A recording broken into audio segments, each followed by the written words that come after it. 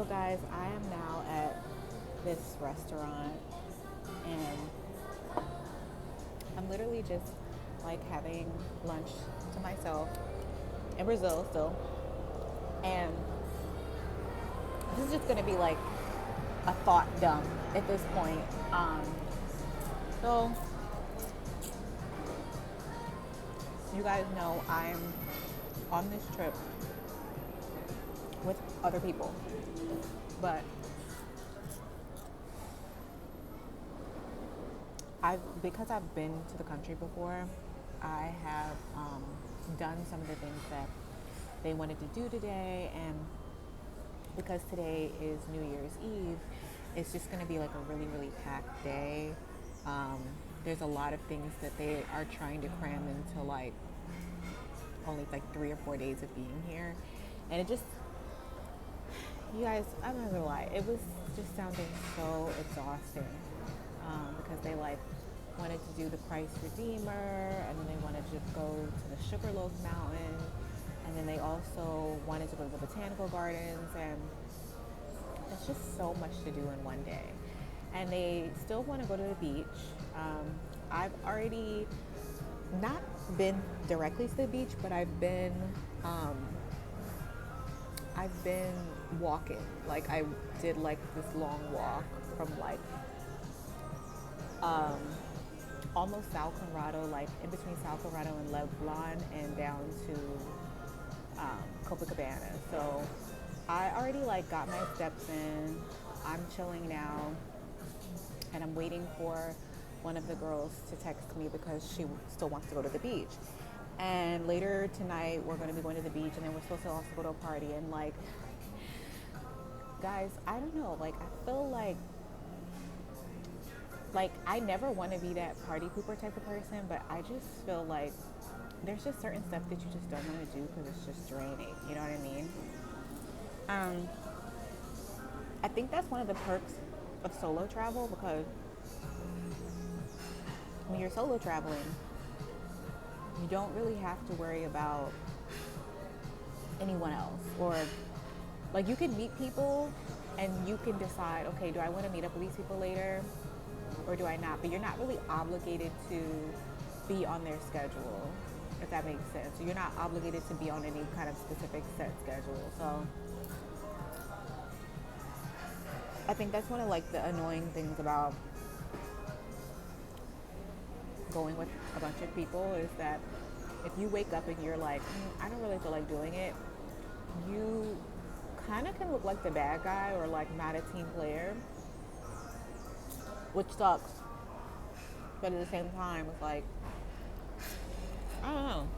I feel like life is too short to do what you don't want to do. Like if you don't want to do something, I don't think that you should feel obligated to do it. Um, I don't feel like you should have to do it, if that makes sense. So, so yeah, you guys, I'm just chilling. Um, and I know I probably will talk about this in like another video, but I think that like it's also very difficult when you are like on a very specific kind of like life journey of like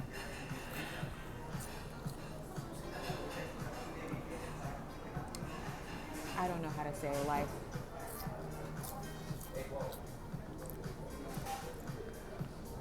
when you have a certain purpose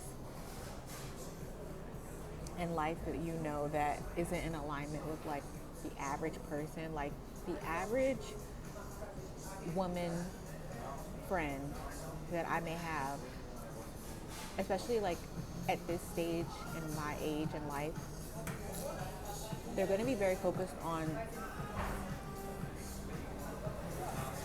sorry guys, these fries are like really good. But they're going to be very focused on finding a partner, getting married, settling down, or having kids at least.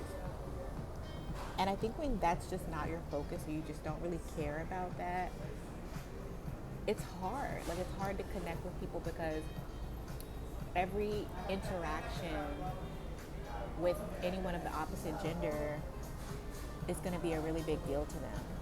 You know what I mean? Like, it's like,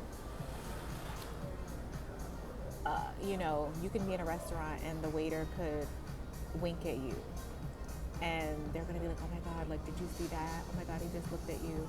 Oh my God, he just breathed in your direction. You know, he just stared at you for like 30 seconds without breaking eye contact. You guys know what I mean? Like, it's exhausting to kind of feel like every single interaction where you bring up a guy and it's like, oh my God, a guy, a guy, a guy. It's not limited just with friends. Like, I FaceTimed my mom when I was walking by the beach, and I was like, oh yeah, like, I got this couple to take a picture of me. And then I sent her the pictures, and then she was like, oh, who took a picture? I was like, oh, this guy. She's like, this guy? This guy? I said, yeah, it was a couple. It was a couple. It was a guy and the couple that took the picture. And my mom was just like, oh, well, he sure did take a lot of you. And like, she's trying to make that a thing that like this couple, like the guy within the couple took a photo of like a bunch of photos of me. Like just super magnifying any kind of interaction with a male. It's so weird and exhausting to me, you guys. It's so exhausting. But this is the world that we live in. Like, we live in a world where, like, as a woman, there's such a push for you to be with someone and just like partnered up, and like, even if you're having a girls' night or a girls' trip or a girl, like, even if you're out with your girlfriends,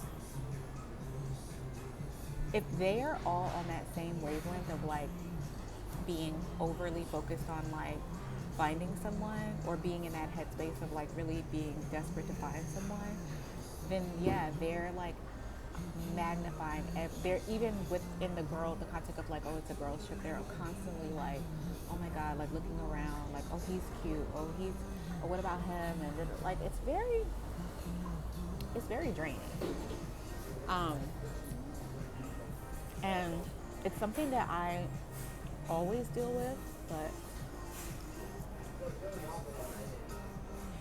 I feel like it gets magnified on trips when you're with a bunch of people, because especially when you're mainly with a bunch of girls, because that's just something that people constantly like center on, like, you know what I mean? And I think that's why, like, you know, when people talk about decentering men, a lot of times they'll say like, you can't just decenter men, you have to also decenter like the vast majority of women too. Like, you have to decenter like the average everyday woman, you have to decenter them too, because literally their entire life and existence just revolves around men and like interactions with men, and like very exhausting. And it's one of those things that, like, if I say these kind of things out loud, people will be like, well, does that mean that like you want to be a lesbian? You know what I mean? Or they'll like think it's weird that like I feel that way. But I don't know.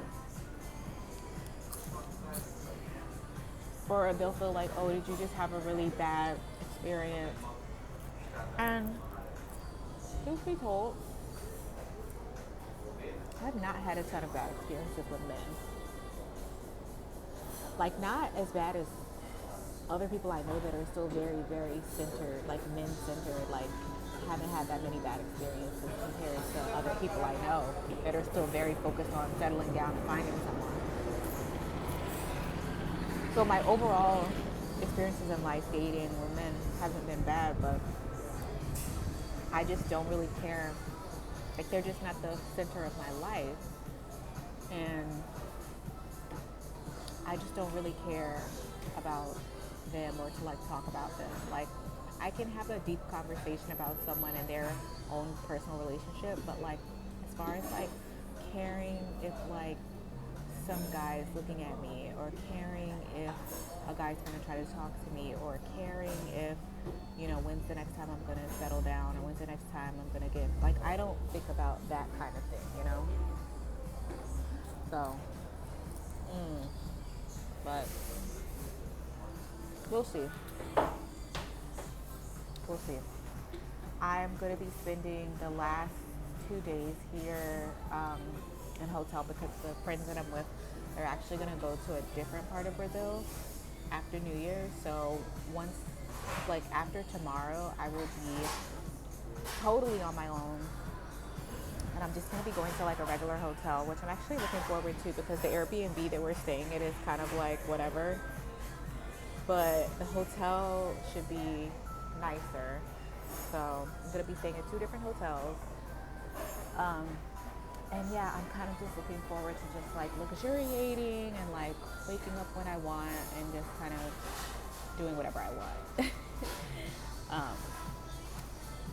Yeah, so I'll come back with another video probably after New Year's.